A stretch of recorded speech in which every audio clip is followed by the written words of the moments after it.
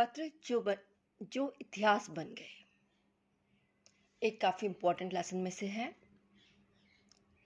पत्र केवल सूचना संवाद माध्यम मात्र नहीं है, वह शिक्षा और ज्ञान के स्रोत भी है।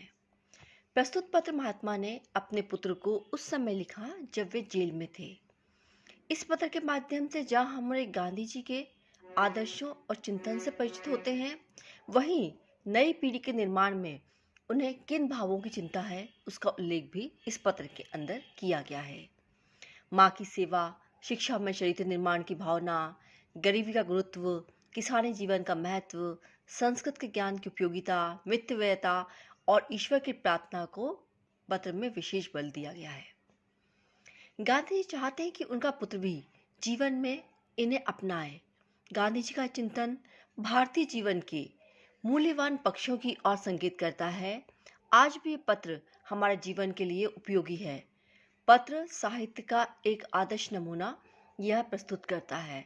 जैसे हम हिंदी गद्य की विधाओं के बारे में पढ़ते हैं, उसमें पत्र भी हिंदी गद्य की एक विधा है और ये पत्र साहित्य का एक आदर्श नमूना प्रस्तुत करता है। जैसा आप गांधी जी के बारे में जानते हैं, अगर हम लेखक परिचय के बारे में पढ़ें, गांधी जी का जन्म 2 अक्टूबर सन 1869 ईस्वी को गुजरात के पोरबंदर रियासत में हुआ था। आपके पिताजी का नाम करमचंद गांधी और माताजी का नाम पुतलीबाई था। आपकी माता बहुत धार्मिक स्वभाव की थी, इसलिए इसका प्रभाव गांधी जी के ऊपर भी पड़ा। सत्यनिष्ठा के कारण वह सदा बुराइयों का विरोध करते रहे। सत्य के निमित्त संघर्ष करने के उद्देश्य से उन्होंने सत्याग्रह नाम की एक नई शैली भी विकसित की। गांधी जी दक्षिण अफ्रीका गए, वहां पर उन्होंने वकालत की, वरिष्ठी पढ़ाई की और उसके बाद 1915 में भारत आते ही स्वतंत्रता के लिए आंदोलन चलाने लगे, जिसमें चंपारण रोलर एक्ट, खिलाफत आंदोलन, मजदूरों, दुकानदारों, छात्रों, वकीलों आदि से जुड़े हुए आंदोलन प्रमुख हैं।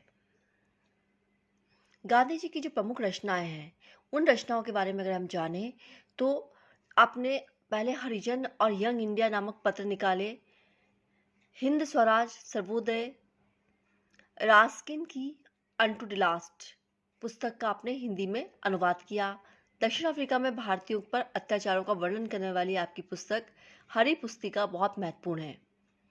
गांधी जी को 30 जनवरी 1948 को प्रार्थना सभा में जाते समय गोली मार दी गई।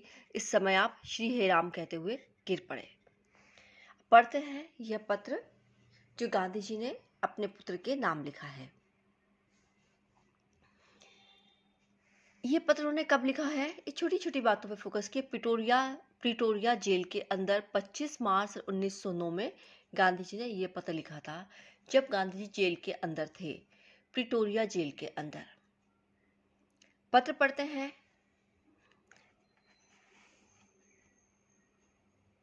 प्रिय पुत्र, प्रति मास एक पत्र लिखने और एक पत्र प्राप्त करने का अधिकार मुझे मिला। अब पत्र किसे लिखूं? मिस्टर रीच, मिस्टर पोलक और तुम्हारा ख्याल मुझे बारी बारी से आया, लेकिन मैंने तुम्हें लिखना पसंद किया क्योंकि पढ़ने के समय तुम्हारा ध्यान मुझे बराबर रहता है।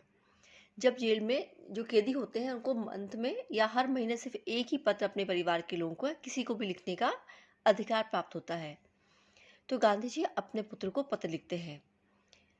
मेरे बारे में तुम जरा भी चिंता मत करना, विशेष रूप से कुछ कहने का अधिकार मुझे नहीं है। मैं पूर्ण रूप से शांति में हूँ।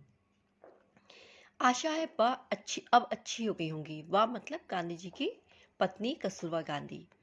मुझे मालूम है कि तुम्हारे कुछ पत्र यहाँ आए हैं, लेकिन मुझे नहीं दिए गए हैं। फिर भी डिप्टी गवर्नर की उदारता से मुझे मालूम हुआ है कि बा का स्वास्थ्य सुधर रहा है। वह फिर से चलने फिरने लगी हैं। बा और तुम